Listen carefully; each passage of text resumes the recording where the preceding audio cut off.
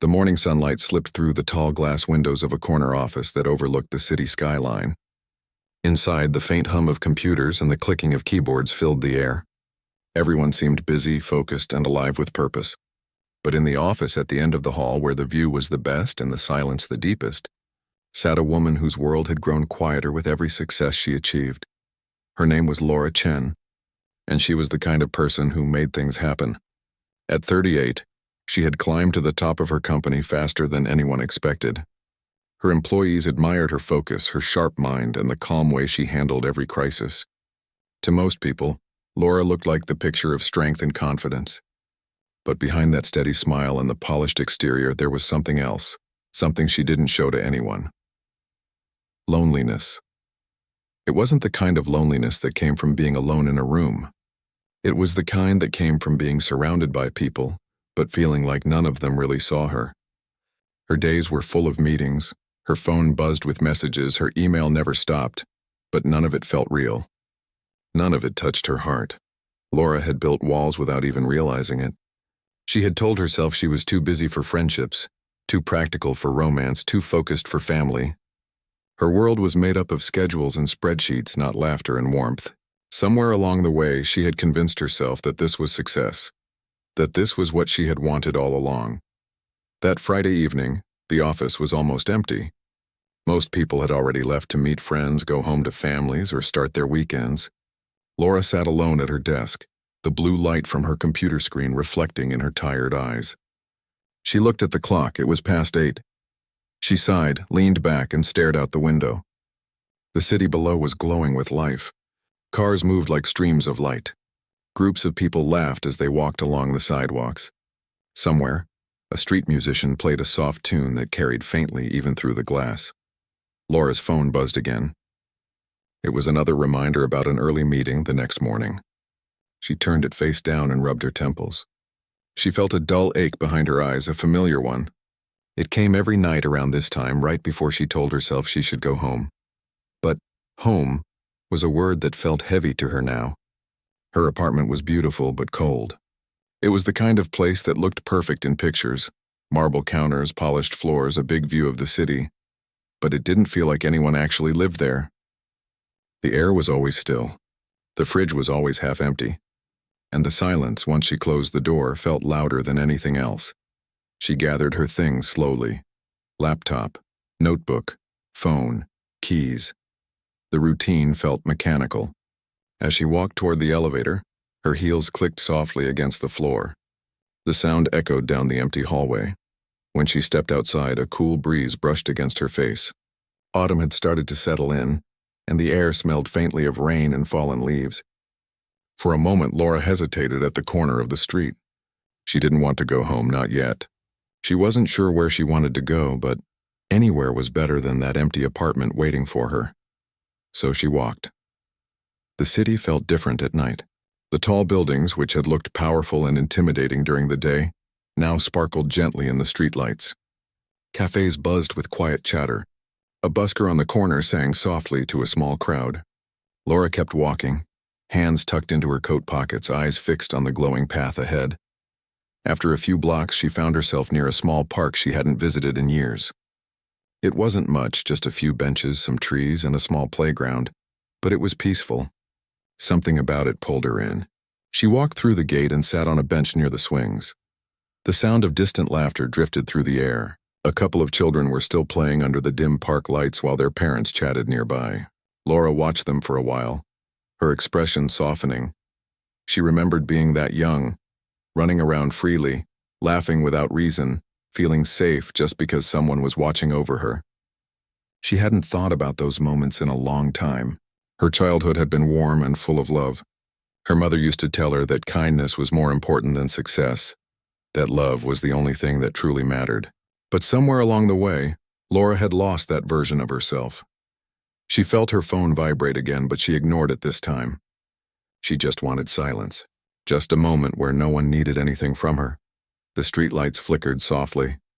A group of people walked by, and then the park was quiet again. Laura watched the leaves swirl across the ground as the wind picked up.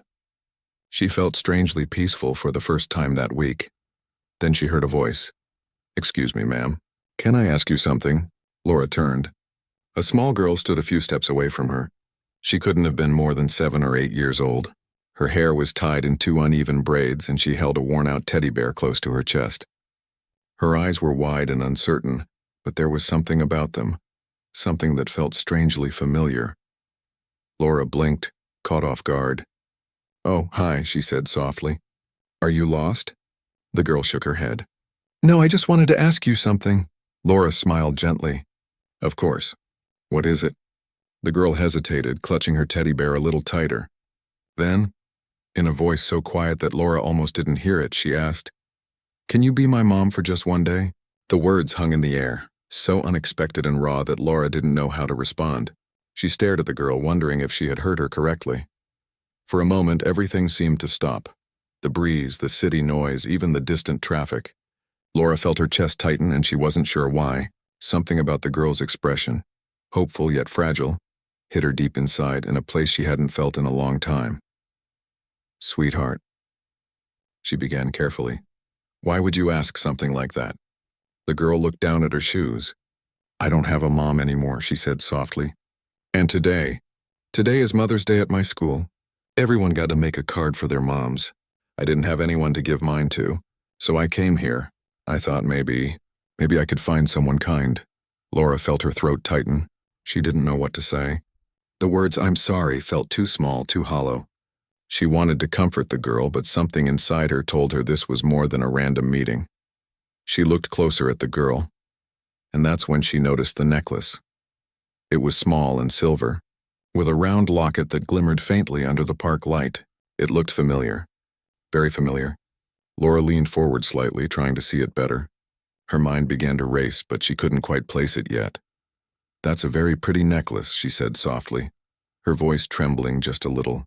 "Where did you get it?" The girl touched it gently. "It was my mommy's," she replied. She said it was special. Laura's breath caught for a second, but she forced herself to stay calm. "That's lovely," she said, her voice barely above a whisper. "What was your mommy's name?" The girl looked up. "Her name was Anna." Laura froze. The world seemed to tilt for a moment. The name echoed in her mind like a bell, soft but undeniable. Her vision blurred slightly as memories flooded back. The laughter of a younger sister. The way she used to braid her hair. The locket they bought together at a small antique shop years ago. The same one now hanging around this little girl's neck. Laura's lips parted, but no words came out. She felt dizzy. It couldn't be. The girl was watching her now, eyes wide and curious. "Are you okay, ma'am?"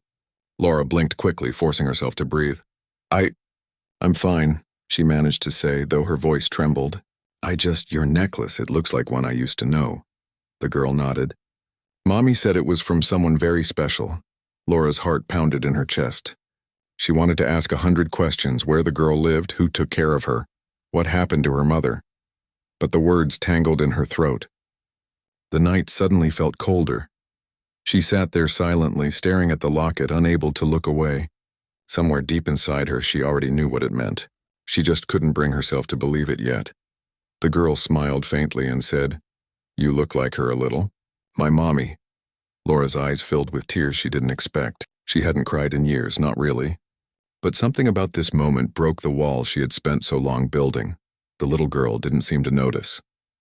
She simply looked up at the night sky and whispered, "Mommy used to say angels send people to us when we're sad. Maybe she sent you." Laura's heart ached in a way she couldn't describe. She wanted to speak, but no sound came. She just sat there, her hands trembling as the world around her faded into quiet. Somewhere in the distance, a clock tower chimed. The sound carried softly through the park, marking the hour, but for Laura, time no longer felt the same. Everything she thought she knew, everything she had worked for, suddenly felt small compared to this moment. And as she looked at the girl again, she knew deep down that her life was about to change forever. Laura sat there for a moment that felt like forever, unable to speak. The girl was standing right in front of her, clutching her teddy bear, completely unaware of the storm of emotions rising inside the woman she had just spoken to.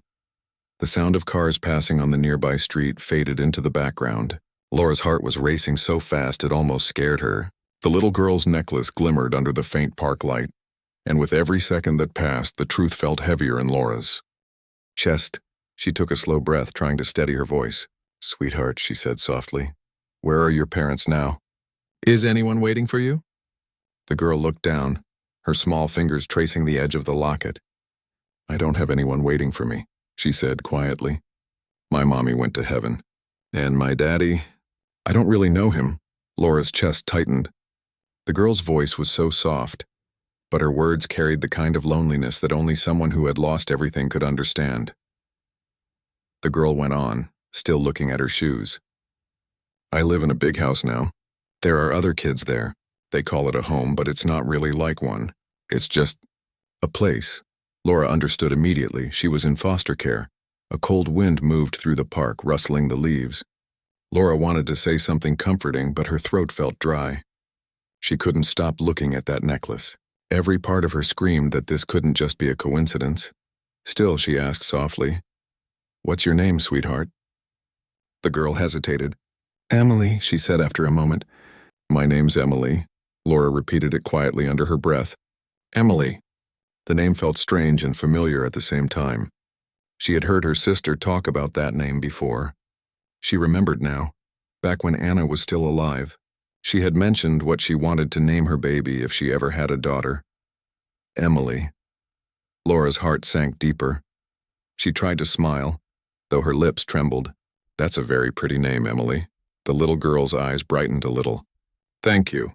My mommy said it means hard-working or something like that. She said it fit me because I always try my best." Laura swallowed the lump in her throat. That sounded exactly like something Anna would have said. She couldn't ignore the truth anymore. The little girl standing in front of her wasn't just any child. She was family. But how could she explain that? How could she tell this innocent child that she was her aunt, the sister of the woman she had lost? Laura felt tears stinging the corners of her eyes. She blinked quickly and looked away, pretending to watch the streetlights instead. Emily tilted her head. "Are you sad?" Laura forced a small smile. "No, sweetheart, just thinking." The girl came closer and sat beside her on the bench. Her small legs didn't quite reach the ground and they swung gently back and forth. She hugged her teddy bear tightly. "You remind me of my mommy," Emily said suddenly. Laura turned to her, her breath catching. "I do?" Emily nodded. "You have the same eyes. And you talk kind of like her. Mommy used to talk like that too. Soft, like she didn't want to hurt anyone's feelings." Laura's heart felt like it might break right there. "Your mommy sounds like a very special person." "She was," Emily said. "She used to sing to me before bed. And she said that if I ever felt scared or lonely, I should look at the stars because she'd be watching me from there." Laura's voice shook. "That's beautiful." Emily looked up at the sky then, her small face glowing under the park lights. "I look every night. But sometimes the clouds cover the stars and then I get scared. That's why I came here tonight. I wanted to find someone nice, just for a little while." The words hit Laura like a wave. This little girl had walked out into the night just hoping to find someone kind. She wasn't asking for much, just warmth. Just connection. Something Laura herself had been missing for years, even if she hadn't admitted it. For a few minutes they just sat there quietly. Laura didn't know what to say, and Emily didn't seem to need words. The park was almost empty now, and the streetlights flickered faintly. Finally, Laura asked, "Does anyone know you're here, Emily?" The girl shook her head. "No. I told the lady at the house that I was going to bed early. I sneaked out after. I just wanted to see if maybe I could find someone." Laura's instinctive fear rose. "Emily, that's very dangerous," she said gently but firmly. "You shouldn't go out alone at night. Something bad could happen." "I know," Emily said, looking down, "but I didn't want to miss my chance." "Chance?" She nodded. "I thought maybe I could find someone who'd let me be their kid for a day. I thought maybe if I could just pretend I wouldn't feel so lonely anymore." The innocence in those words broke something inside Laura. She looked at the small girl beside her, the hopeful eyes, the tiny hands gripping the teddy bear, and she realized how much pain a child could carry behind such simple words. Laura took a slow breath. "Emily, would you like me to walk you back to your home? I can make sure you get there safely." Emily's eyes widened a little. "You're not mad at me?" Laura shook her head. "No, sweetheart. I'm just worried. But I'll walk with you." They stood up together, Emily reached out without hesitation and took Laura's hand. The small, warm grip made Laura's chest ache in the gentlest way. She couldn't remember the last time she had held a child's hand. As they walked, Emily started talking, little stories about her day, about the other kids in the home, about the woman who took care of them. She spoke with the innocent honesty that only children had. Laura listened quietly, asking questions now and then. She learned that Emily was 7, that she loved to draw, and that her favorite color was blue because it reminded her of her mom's dress in an old photo she had kept. "Do you miss her a lot?" Laura asked softly. Emily nodded, her eyes lowering. "Every day. But I think she'd want me to be brave." That's what she used to say, that even when you're scared, you have to keep smiling so the world doesn't feel so dark. Laura could hardly breathe for a moment. That was something Anna had said once, word for word. They reached a small brick building on a quiet street corner. There was a playground out front and a light glowing from one of the windows. Emily stopped by the gate and pointed. "That's where I live." Laura looked at the building. It wasn't a bad place, but it didn't feel like a home either. It felt temporary, like somewhere people stayed until they had nowhere else to go. Emily turned back to her and smiled shyly. "Thank you for walking me." Laura knelt down to be at her eye level. "Of course, sweetheart. You should be safe, and next time don't go out alone, okay?" Emily nodded. Then she reached into her pocket and pulled out something folded, a small piece of paper. "This is the card I made," she said, holding it out. "For Mother's Day." Laura hesitated before taking it. "Can I see it?" Emily smiled. "It's for my mommy, but you can read it if you want." Laura unfolded it carefully. Inside was a child's drawing, a stick figure of a woman holding a little girl's hand under a bright yellow sun. Above it, written in uneven letters, were the words, "I love you, Mommy. You're my sunshine." Laura's eyes filled with tears again. She couldn't speak. She just looked at the picture, her vision blurring. Emily's small voice broke the silence. "Do you think mommies can see the cards we make, even from heaven?" Laura's throat tightened. "Yes," she whispered. "I think they can. I think your mommy is very proud of you." Emily smiled, and for a second her face lit up like the drawing. Laura handed the card back, but Emily shook her head. "You can keep it. Just for tonight, so you don't feel sad either." Laura wanted to hug her right then, but she didn't want to frighten her. She just smiled and said softly, "Thank you, Emily. That means a lot." The door opened and a woman in her 50s stepped out, looking relieved. "There you are, Emily. We were worried sick." "I'm sorry," Emily said quickly. "I just went to the park for a little while." The woman nodded politely at Laura. "Thank you for bringing her home." Laura smiled faintly. "She's a very special girl." When the door closed behind them, Laura stood there for a long moment staring at the window. She could see Emily's shadow moving inside. The street was quiet now, but Laura's mind was anything but. Every step she took back toward the city felt heavy. She couldn't stop thinking about that necklace, about the name, about the words that had come out of the little girl's mouth that sounded so much like her sister's voice. And deep down, one thought kept repeating in her mind, growing louder with every heartbeat. She's not just a stranger. She's family. Laura didn't know what she was going to do next. But one thing was certain. She couldn't just walk away and pretend tonight never happened. Something bigger than chance had brought that little girl to her. And somehow she knew that her life would never be the same again. Laura barely slept that night. She lay in bed staring at the ceiling, her mind replaying every moment in the park. The little girl's face, her voice, that necklace, it all played over and over like a song she couldn't turn off. When she finally closed her eyes, memories she had buried years ago began to resurface. She saw her sister Anna laughing in the sunlight, holding up that same locket and saying, "Now we'll always be connected." Laura could almost hear her voice, soft and full of life. It was a sound she hadn't let herself remember for a long time. But now, because of one small girl, everything she had tried to forget came rushing back. The next morning, Laura sat at her kitchen table with a cup of coffee that had already gone cold. Her apartment was filled with light, but it didn't feel warm. The silence felt louder than usual. She looked around at the spotless counters, the neatly arranged furniture, the framed certificates on the wall, and she realized how empty it all felt. She opened her laptop, pretending to check her emails, but her hands hovered over the keyboard. Instead of typing, she searched the name of the children's home Emily had mentioned.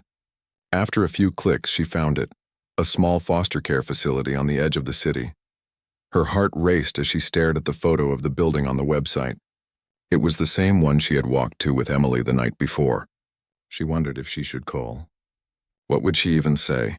"Hello, I think one of the children there might be my niece." It sounded unbelievable even to her, but the thought of doing nothing felt worse. Laura reached for her phone. Her fingers trembled slightly as she dialed the number listed on the website. After a few rings, a gentle voice answered.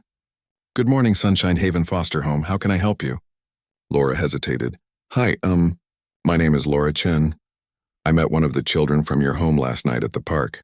Her name is Emily." I walked her back. There was a brief pause on the other end. "Oh, Emily," the woman said kindly. "Yes, she told me about you this morning.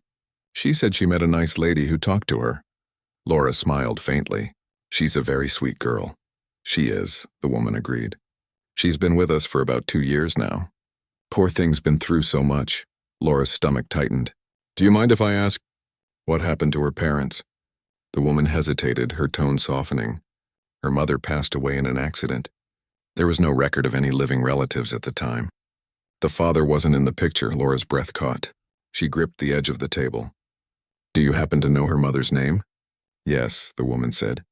"Her file lists it as Anna Chen." The sound of that name felt like a punch to the chest. Laura's eyes filled with tears she couldn't hold back this time. She turned her face away, pressing her hand over her mouth. "Are you all right, Miss Chen?" the woman asked, concerned. Laura took a shaky breath. Yes, I'm fine," she whispered. Anna was my sister." There was silence for a moment. Then the woman spoke gently. "Oh my goodness. I had no idea. We never had any family contact listed for her." Laura's voice broke slightly. "I didn't know she had a daughter. I didn't even know." Her hand trembled as she wiped her tears. The guilt hit her all at once, heavy, cold, and unrelenting. She had lost touch with Anna years ago after a disagreement that now felt painfully small. Work had taken over. Life had gotten busy, and she had kept telling herself she'd reach out someday. But someday never came. And now, her sister was gone, and the only piece of her left was a little girl sitting in a foster home. The woman on the phone spoke softly. "If you'd like, Miss Chen, you're welcome to come by and visit. I think it would mean a lot to Emily." Laura's voice was barely a whisper. "Yes, I'd like that very much."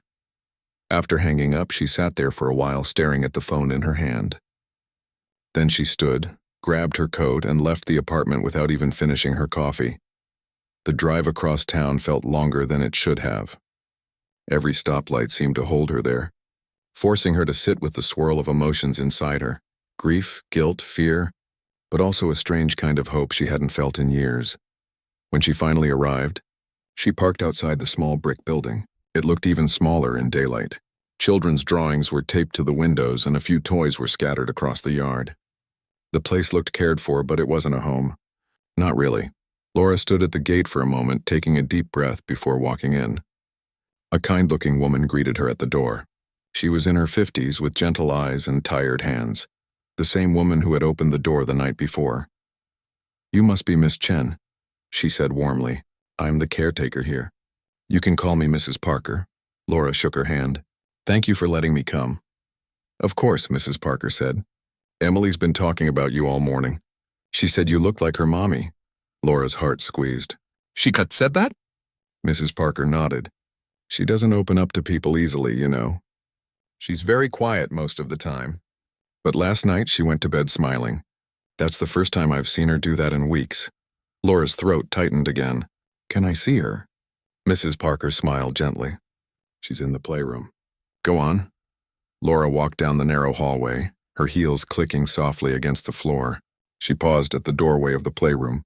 Inside, a few children were coloring and building blocks. And there, sitting by herself in the corner, was Emily. She was drawing with colored pencils, her small tongue sticking out in concentration.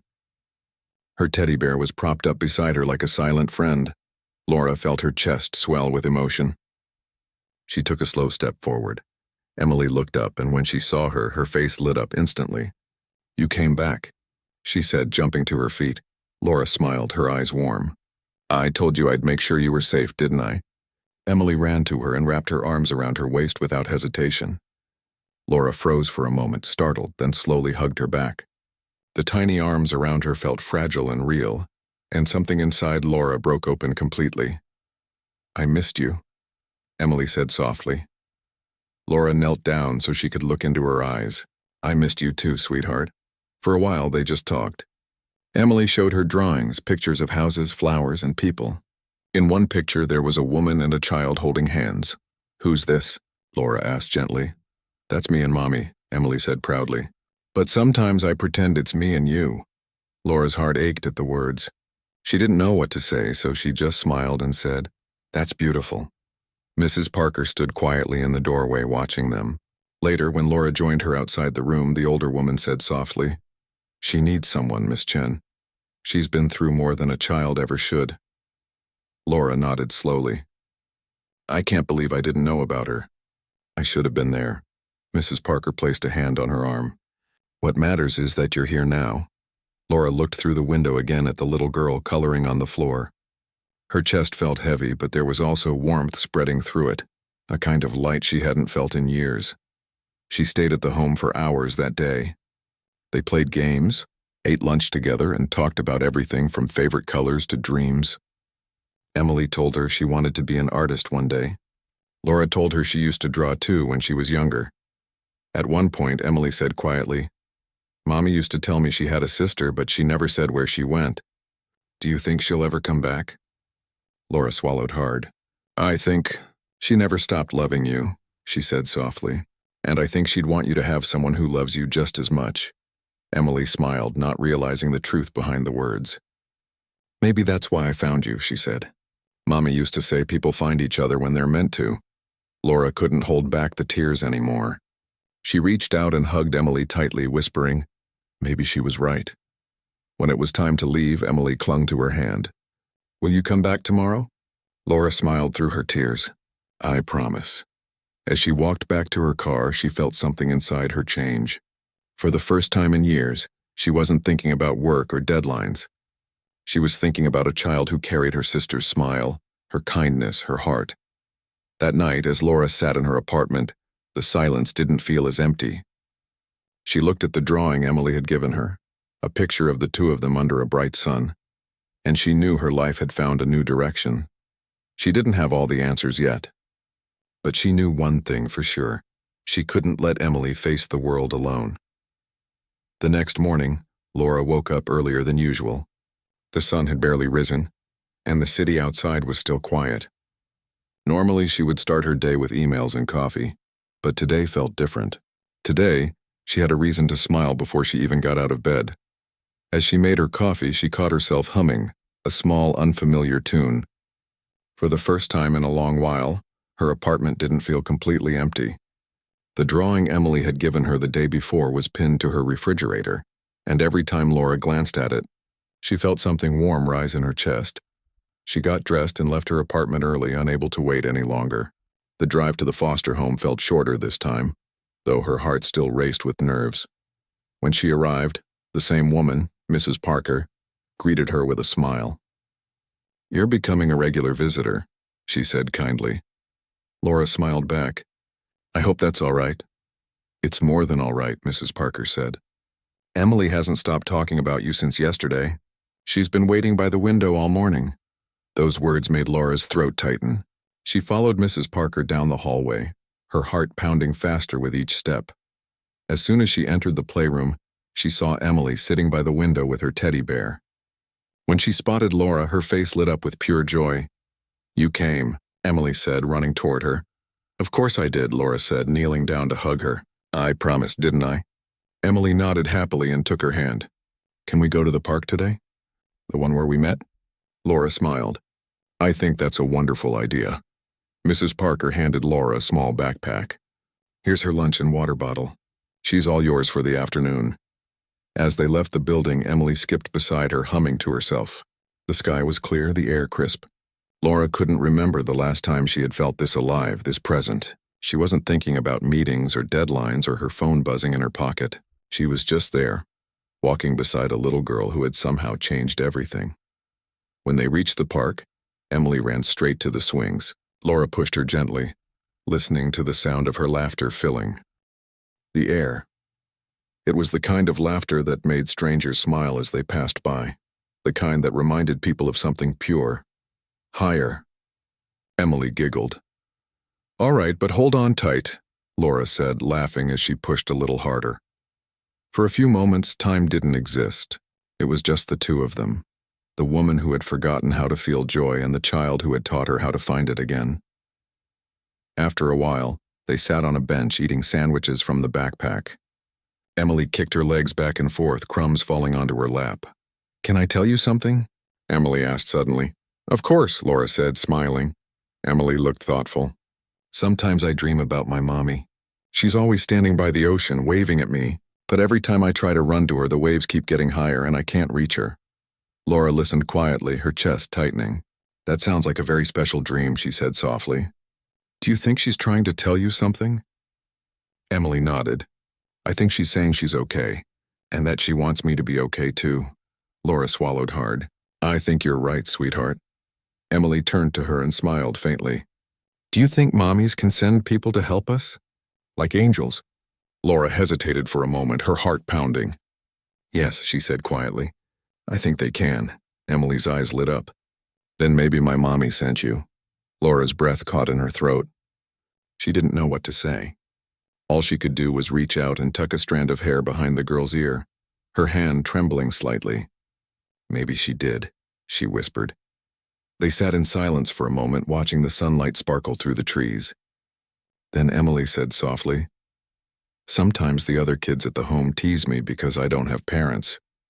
But I tell them it's okay because I have my Teddy and now I have you too." Laura felt tears welling in her eyes. She quickly blinked them away, not wanting Emily to see. "You're a very brave girl," she said. "And I'm lucky to know you." Emily smiled proudly. "Can we come here again next week?" Laura nodded. "As many times as you want."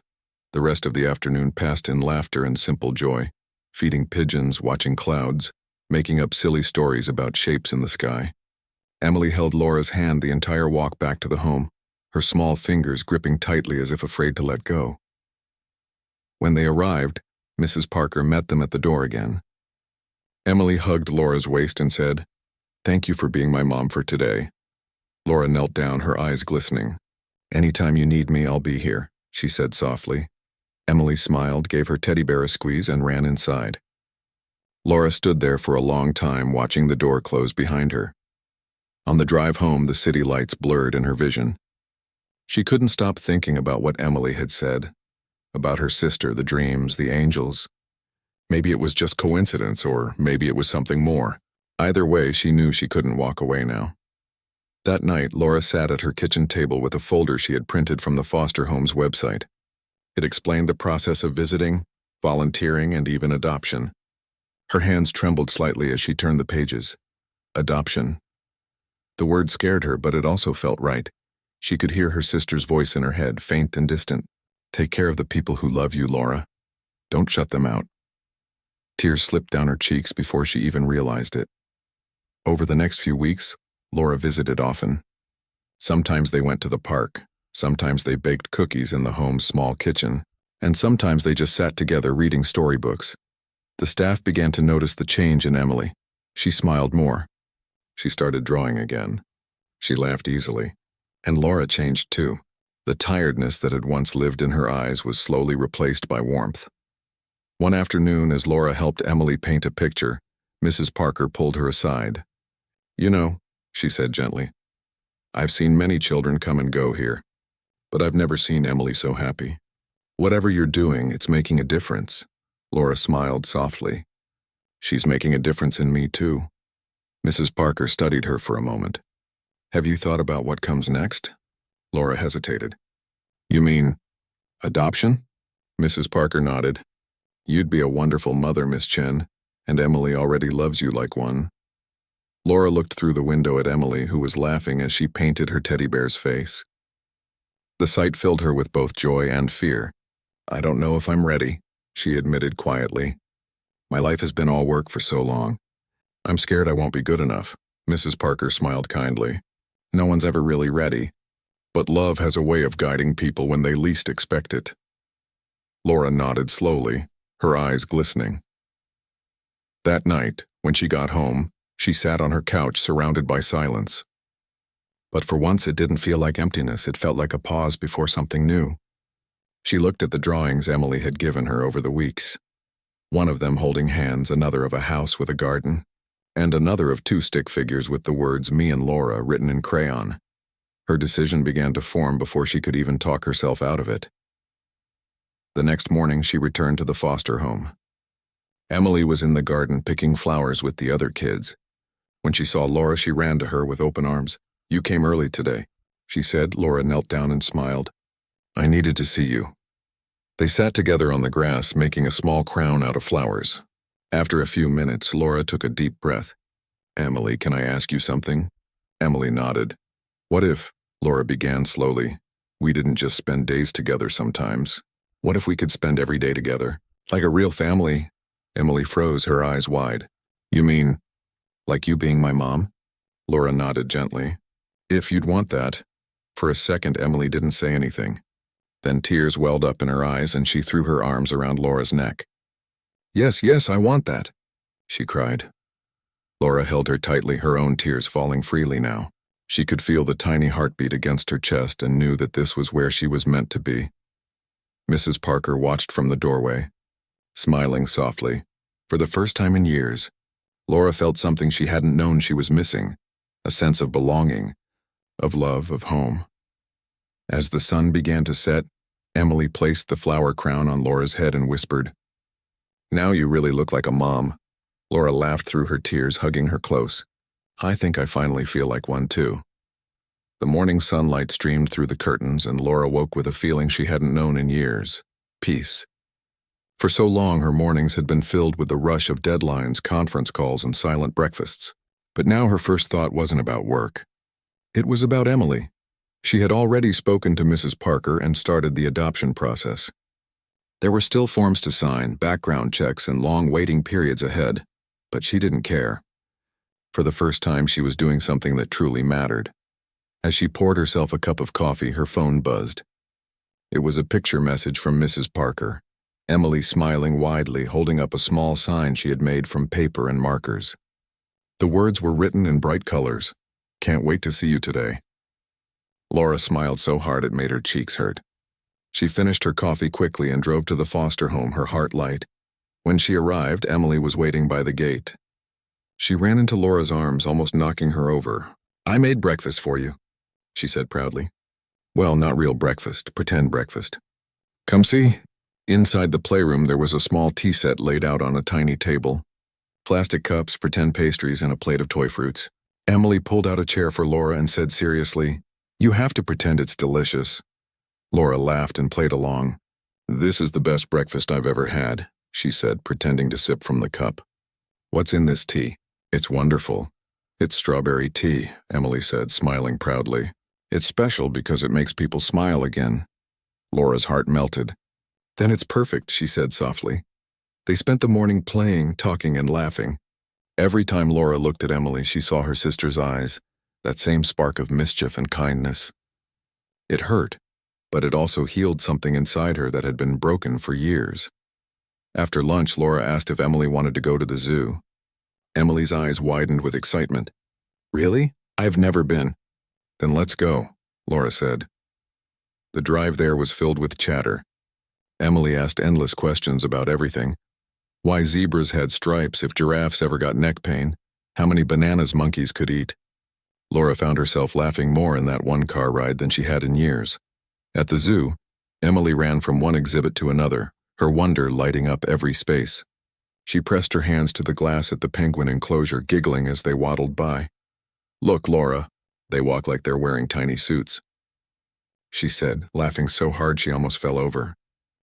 Laura laughed with her. "You're right, they do."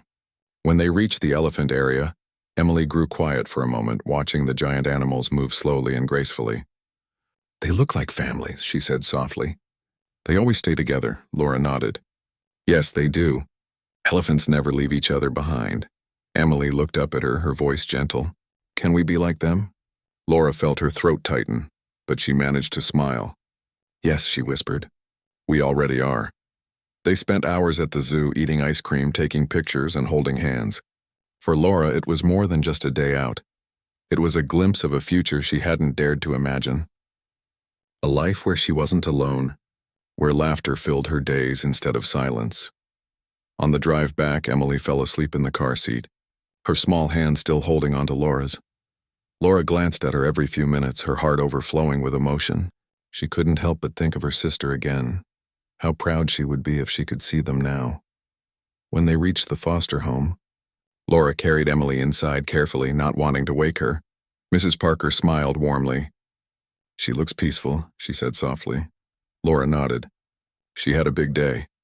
Mrs. Parker placed a gentle hand on her shoulder. You're doing something wonderful for her.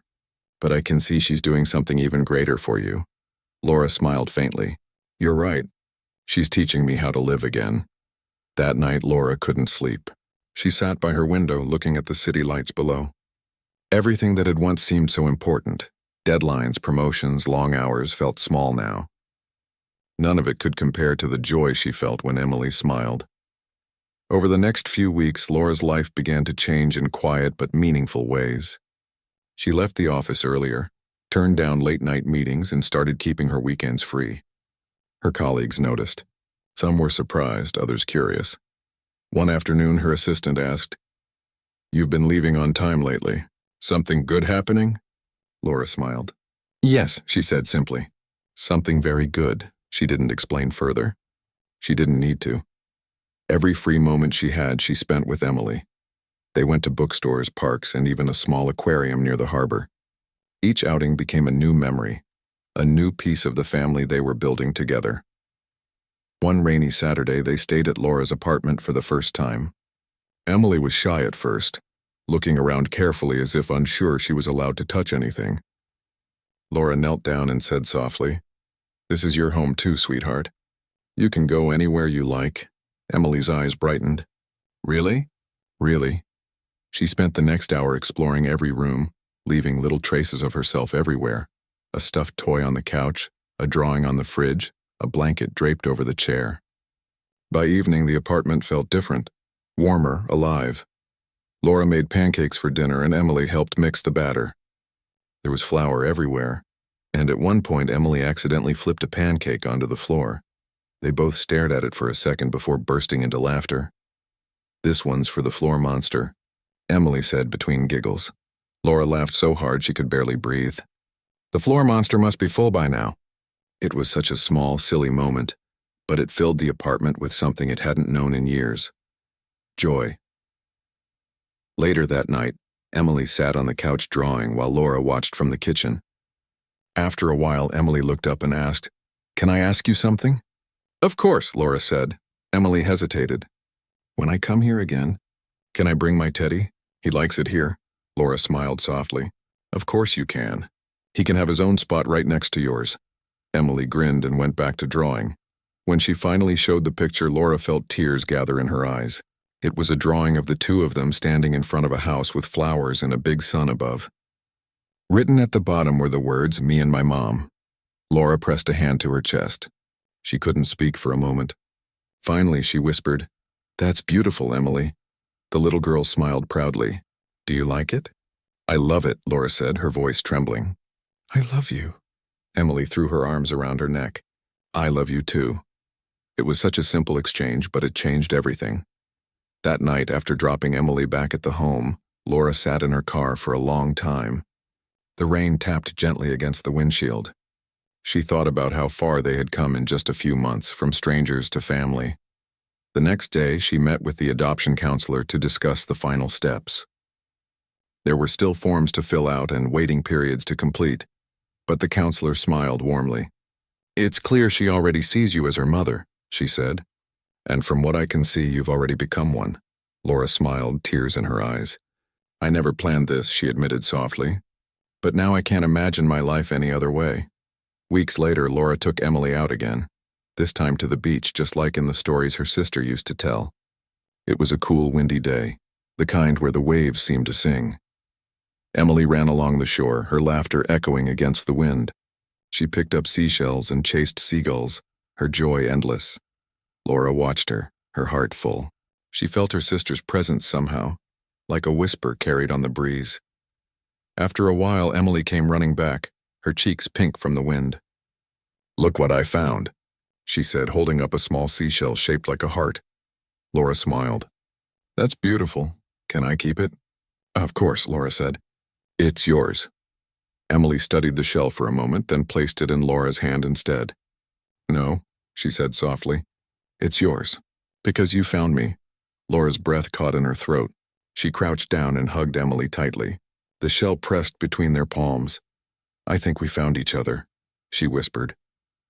As the waves rolled in and the sun began to set, Laura realized that her life had changed completely.